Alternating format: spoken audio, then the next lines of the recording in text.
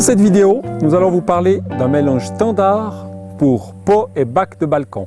Nous allons parler de deux groupes principaux. Ce que j'appellerais le squelette du mélange, avec de la tourbe blonde, du succédané de tourbe, de la vermiculite et de la poudre de lave ou perlite. Maintenant, on va passer à ce qui va amener la vie, 50-50.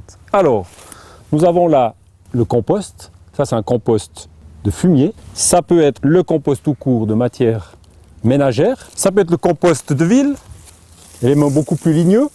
Et puis pour équilibrer le pH, vu qu'on met quand même de la tourbe, on a de la poudre d'algue calcaire. Et puis la rognure de corne, où on peut aussi mettre de la poudre de corne, va apporter un élément fertilisant à votre mélange à long terme. Alors entre nous, ce que je vous fais comme mélange aujourd'hui, c'est un mélange secret grand-père. Alors, on va maintenant faire tout ce qui est squelette du sol.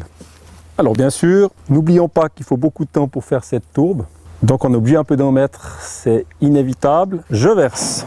En fait, on a divisé la dose par deux, parce que ça c'est du succédané de tourbe, c'est-à-dire c'est de l'écorce défibrée. Je verse.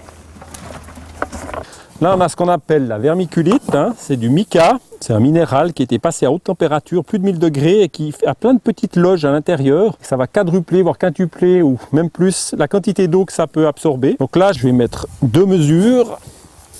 Puis là, alors j'ai la perlite.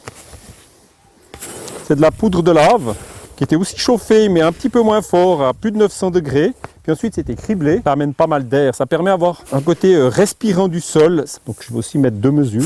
On va déjà bien brasser ça, Comme ça nous dira si on a mis assez de vermiculite et de perlite.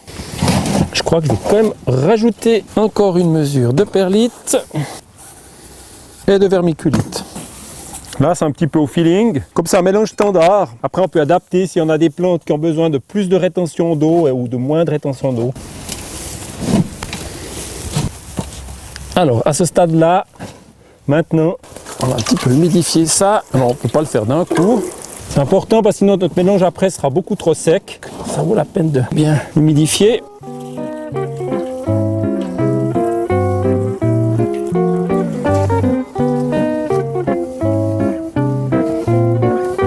La perlite, la vermiculite, tout ça va se remplir d'humidité. Mais en même temps, il va permettre à la terre justement d'avoir ces fameuses macropores qui accueillent justement l'eau, schématiquement, puis micropores qui, elles, vont garder l'air. On dit qu'il faut environ 50% d'air dans ce mélange, dans le sol en général, pour que les racines puissent bien y vivre, sans être asphyxiées. C'est un squelette minéral. Bien sûr, la tourbe n'est pas minérale, mais comme elle n'a pas d'éléments fertilisants, mais elle a un effet justement de rétention d'eau, d'aération. Dans le mica, vous avez quand même un petit peu de potasse, contrairement à la perlite qui, elle, est complètement neutre au niveau pH et éléments fertilisants. Voilà. Alors, là, nous avons notre squelette, notre base de sol. Maintenant, il faut lui amener la vie. C'est les muscles, c'est la circulation. C'est donc le compost. C'est vrai que si vous avez différents types de compost, ça vaut la peine. Compost de feuilles, compost de ville. Là, eh bien, on aura 3 types de compost. Bien sûr, si vous avez qu'un seul type de compost, ça va aussi. Ça, c'est le compost de fumier. Il y a encore 2-3 verres Résenia, c'est parfait. On va mélanger, ça devient plus délicat. Ça, c'est du compost de ménage. C'est un peu acide notre tourbe, donc on rajoute un petit peu de poudre d'algue calcaire.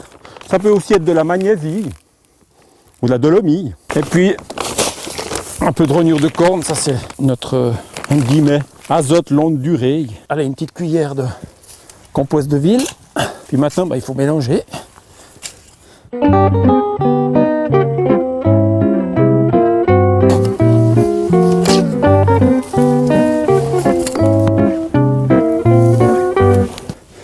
Vous voyez que tu appuies comme ça. Écoutez les pulsations de votre mélange standard. Puis en même temps, ça se désagrège tout de suite, ça s'ouvre tout de suite. Là-dedans, vous pouvez cultiver en pot des légumes, des plantes vivaces, des arbustes.